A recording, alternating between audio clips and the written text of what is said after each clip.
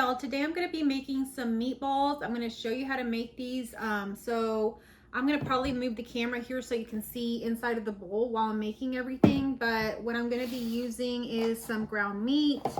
I have this pound of ground meat that I've defrosted and it's kind of dripping. So I have it in a little container here.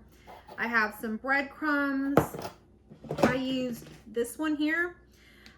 These breadcrumbs are just from Walmart, but I've also added in like crackers and stuff like that over time.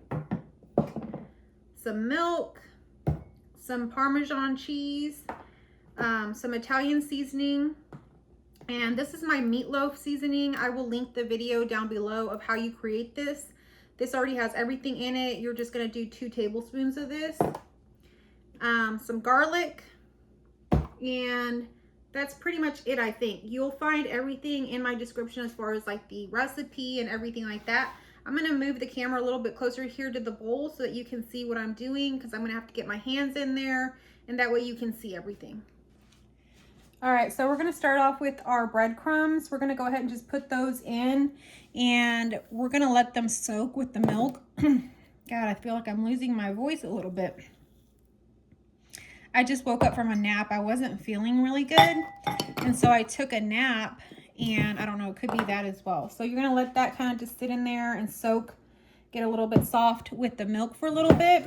And just while that's happening, you can either go heat up your pan with some oil in it for the meatballs, or you can just start getting all the other ingredients together. So just whatever you want to do. Trying to clear my throat still. I'll show you a few things while that's soaking. I got this pasta from, where did I get this from? Looking at the tag here, I think it's TJ Maxx. So TJ Maxx has really good pastas like this, and so I picked this up at TJ Maxx. It was $4.99, and it's like, I don't know how you would say that, but that's what it's called. And I was going to do spaghetti, but we had this. So I'm going to go ahead and make this today and make some like regular pasta sauce and meatballs and everything with it. Probably a side salad and some breadsticks. Okay, so that is in there soaking. And then I can go ahead and start adding in like some stuff like this. Like this is my minced garlic. I'm going to add in about a tablespoon or a teaspoon of that. I'm going to go ahead and add in my Italian seasoning. So I have this meatloaf seasoning, and I'm going to do a teaspoon of this as well. I have my meatloaf seasoning, but it doesn't have any of the Italian seasonings in it. So that's why we're doing Italian seasonings. And you can get yourself like thyme or parsley or anything like that. If you want to add that in, that would also be good. And so this is my meatloaf seasoning. I have a video where I showed how to make this recently. And so you're going to do 2 tablespoons of the meatloaf seasoning. This is really good stuff to make ahead of time for your meatloaf, for your meat balls and all that stuff. So I keep it in a little jar like this and just use it when I need it. I'm going to add in my Parmesan cheese. You can use fresh, but I just had, the only thing I had was the grated kind like this. And that works just fine. So you can add that in as well. And so the next thing we're going to do is we're going to add in our ground meat. So where I live, the ground meat has gone up to $7 a pound. And so this was on clearance for $5, which I still think is high, but we got it on clearance. And usually when I see stuff like this, we stock up and we have a big deep freezer. So we just keep it in there and stock up on a lot of the meats and stuff. Okay, so I'm just kind of breaking up the ground meat a little bit. It's already defrosted. And you're going to go ahead and just get your hands in there and get to making some meatballs. I'm going to make some space here. And I have like a little pan here. It's like a little glass pan. I don't know what's on it. Maybe something underneath it. And so what I'm going to do is I'm just going to start lining them up in my pan. And then we're going to take them over to the stove, and we're going to use a little bit of oil, and we're going to cook them up a little bit, and then we're going to let them simmer in some sauce. So you're going to want to have some sauce or some tomato sauce to make some sauce. So So just get in there with your hands and kind of mix everything together. So I wasn't feeling so good, so I took a little bit of a nap. I feel a lot better now, but just, you know, when you wake up from a nap, you kind of feel drowsy and your voice box is just trying to come back online, and so that's how it is here. You can add in a little bit of onion to this if you like. I'm not going to do that this time. I just want my meatballs like really smooth, so you can also do onion powder, but my meatloaf seasoning already has some of that stuff in it. That's Lucy. She's been barking a lot lately. I don't know why.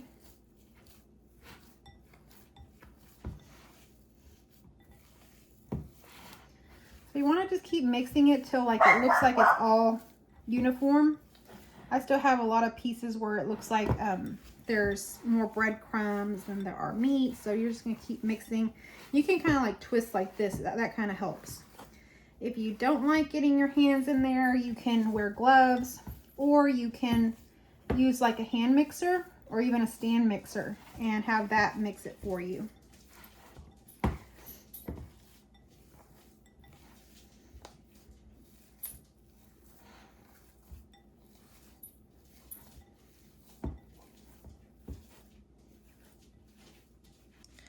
So I just realized I forgot to put in a large egg. And so the egg helps everything bind together. So make sure that you add in the egg.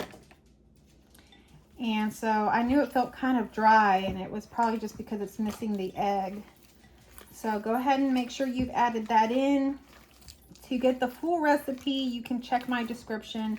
I have all of the measurements, ingredients, and instructions in there as well. Sometimes during my videos, I talk and leave things out, so always check my description. I keep everything in there on how to make it.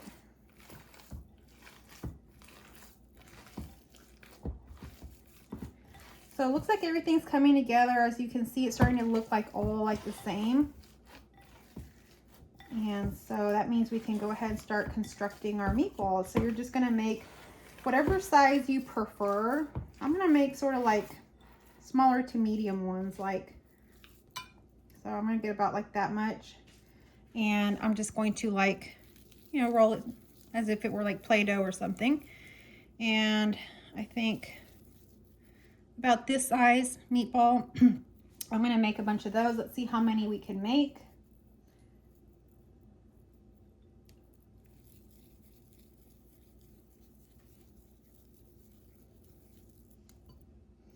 So I used ground meat, beef, but you can do ground pork. You can make it however you want. This recipe is from ground beef, but you can do half and half. Sometimes I do that.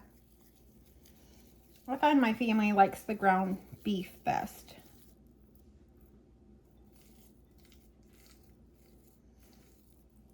So it's about 3:30 here where I live.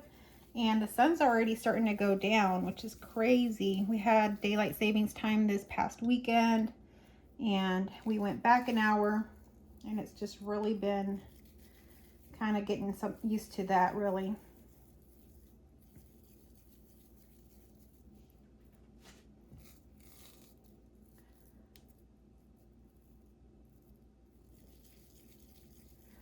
So I like to start preparing dinner around 3:30 and 4, and everybody starts coming home between 4:30 and 5:30.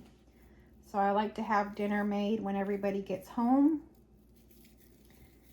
and that way they just put their stuff down, change or whatever, and then we have dinner around 5:30 to 6.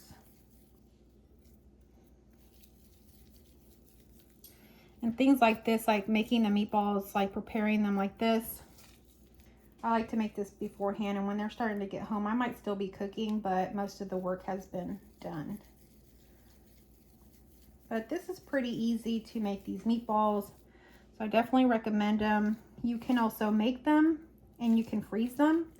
So that's another way you can save time is just you could make a bunch of this and freeze them. And then whenever you want meatballs, you get them out and you can do what we're going to do next.